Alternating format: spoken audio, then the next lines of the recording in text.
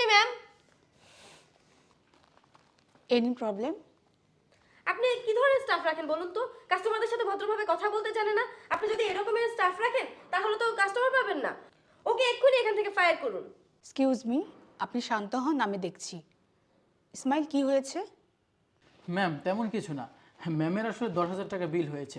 Ma'am অনলাইনে payment করছে, but আমি এখনও বিলটি রিসিভ করতে পারছি না, কিন্তু উনি কোনোভাবেই এটা বিশ্বাস করছে না। আমার মনে হয় ও আপনার সাথে খারাপ ব্যবহার করছে না।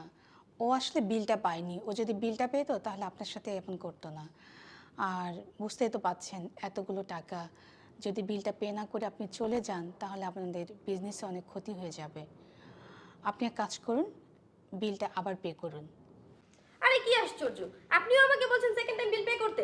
আমি তো বিলটা পে করেছি আর আপনার স্টাফকেও দেখিয়েছি যে আমি বিলটা পে করেছি। তাহলে আমি আবার কেন বিল পে করব? আপনারা কি মগের মুলুক পেয়েছেন নাকি? আপনি কেন বুঝতে পারছেন না? হতে পারে এটা নেটওয়ার্ক বা সার্ভারের প্রবলেম।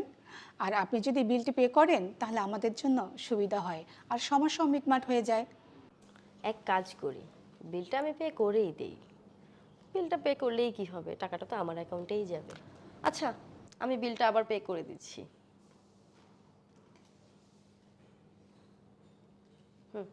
ডান।